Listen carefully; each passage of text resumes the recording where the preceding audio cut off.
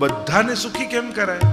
કે જાકે મન જે હોતી, જેના મનમાં જે ઈચ્છા હતી એ યમુનાજી પૂરી કરે છે. લૌકિક ને લૌકિક અને અલૌકિક ને અલૌકિક. તમે જે કામના ને ઈચ્છા લઈને જશો એ કામના યમુનાજી પૂરી કરશે. પણ મહાન પાસે તુચ્છ ઈચ્છવું એ પણ મૂર્ખતા છે. જે ઈશ્વર આપી શકતા હોય એની પાસે સંસાર માંગવો એ તો મૂર્ખતા છે.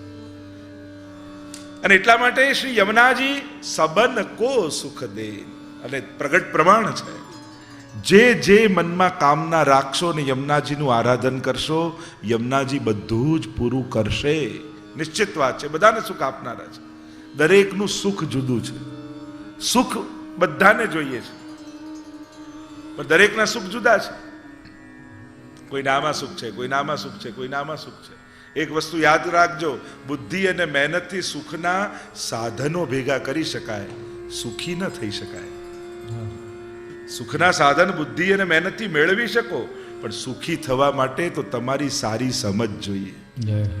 જો સારી સમજ ન હોય તો ઉત્તમ મેળવેલા સાધનો પણ દુઃખના કારણ બની જતા હોય છે.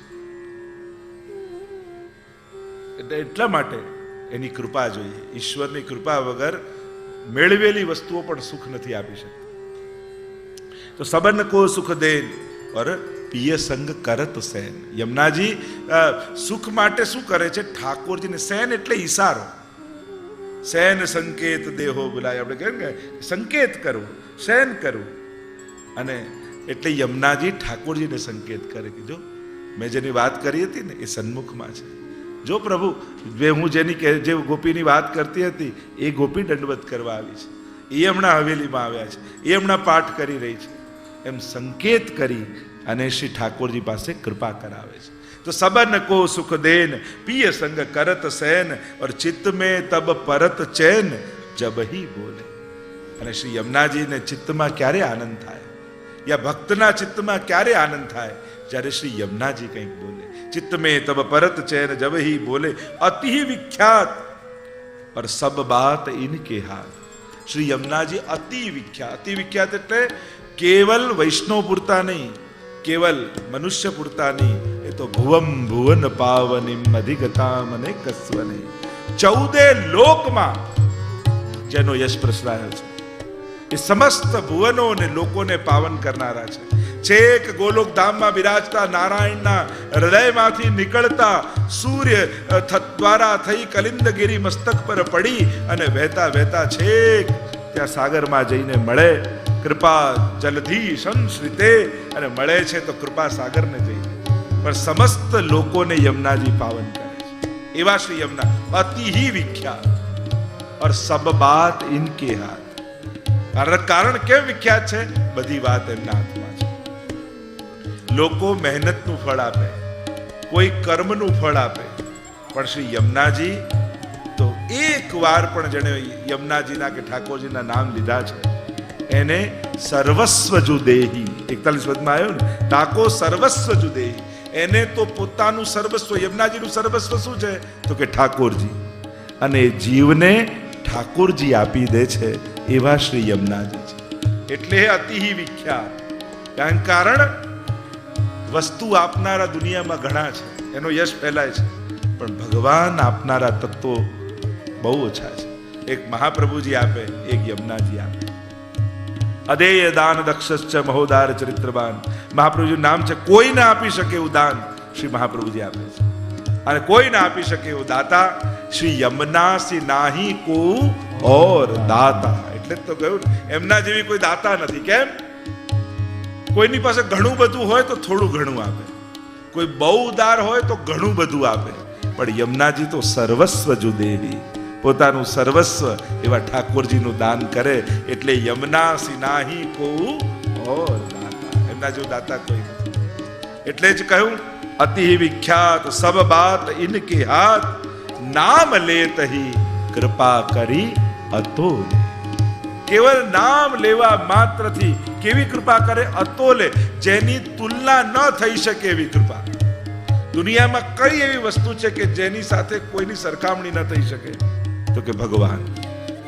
ઠાકોરજી એવા છે કે જેની સરખામણી કોઈની સાથે ન કરી શકાય, અતુલ્ય છે, અનુપમેય છે, જેની ઉપમા બી શું, એને કઈ ઉપમા દ્વારા ભગવાનને સમજાવી એવું કોઈ હોય તો નામ લેત, કેવલ યમુનાજીનું નામ લેવા માત્રથી મુકુંદ રતિવર્ધિની.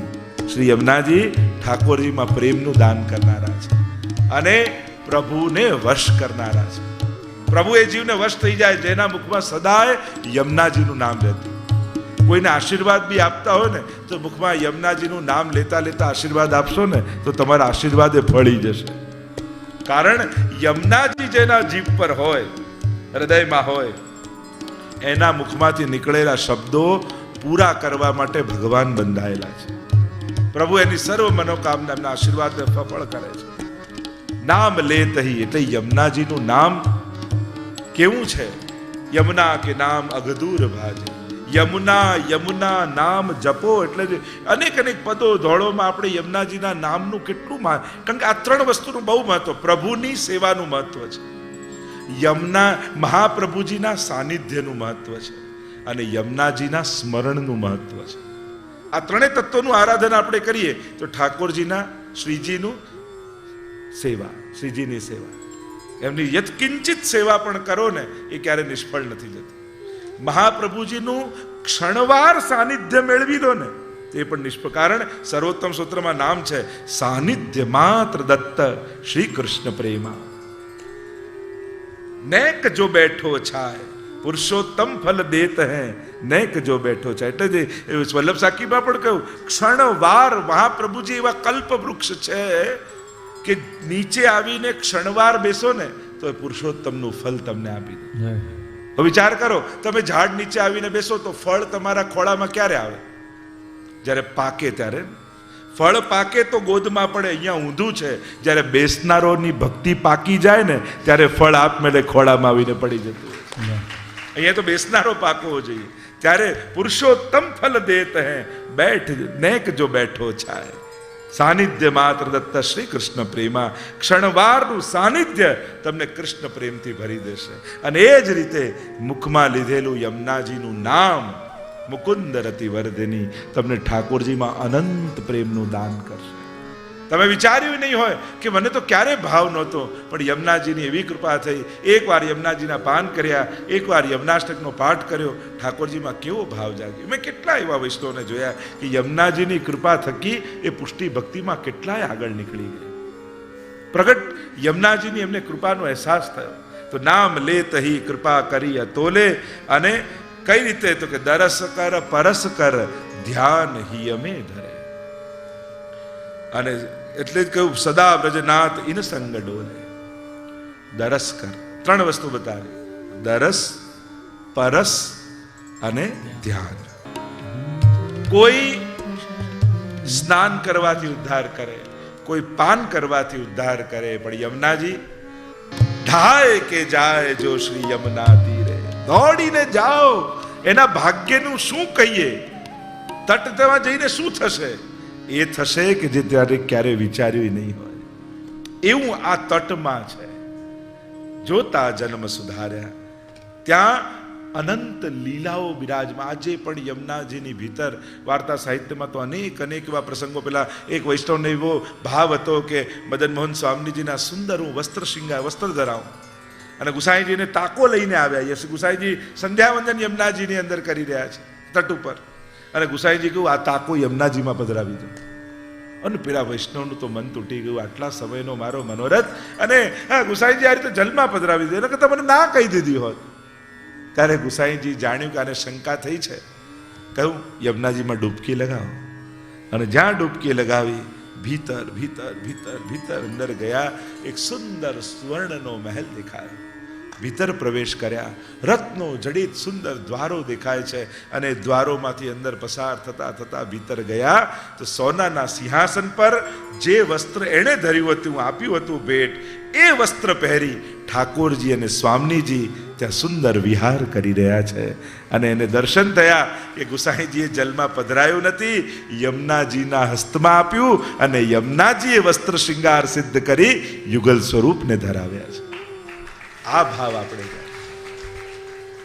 તો આ બધી લીલાઓ શ્રી યમુનાજીમાં બિરાજમાન છે, પ્રગટ છે. સ્પર્શ જ્યારે આપણે હાથમાં લઈએ છીએ, ચલ જો ભાગ્ય વિધાત્રી યમુનાજી કહીએ છે ને, ભાગ્ય સૌભાગ્ય શ્રી યમને જો દે. તમે હાથમાં યમુનાજલ લો છો ને, તમારા ભાગ્યની રેખા હોય છે ને, એમાં જેટલા દુઃખોની મલિનતા હોય ને, એ જલ લેતા જ બધું યમુનાજી ભૂસી નાખે છે.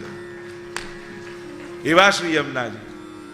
તો એ જ્યારે હાથમાં લઈને પાન કરો છો, ત્યારે તમે જલનું પાન નથી કરતા, તમારા સૌભાગ્યનું પાન કરો છો. કારણ કે ભાગ્ય સૌભાગ્યના દાત્રી યમુના. સંસારનું મળે ભાગ્ય, ભગવાન મળે સૌભાગ્ય. ધારેલું આપણું થાય એ ભાગ્ય, અને ધારેલું ભગવાનનું થાય એ સૌભાગ્ય. સીધા પ્રભુ કૃપા કરે એ ભાગ્ય, પણ શ્રી વલ્લભ રૂપે મળે એ સૌભાગ્ય.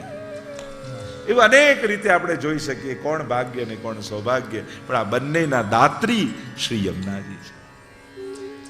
અનેક અનેક ભાગ્ય સૌભાગ્યની જો આખી ચર્ચા કરવા જઈએ તો ઘણી રૂપે ભાગ્ય આપે ને સૌભાગ્ય આપે.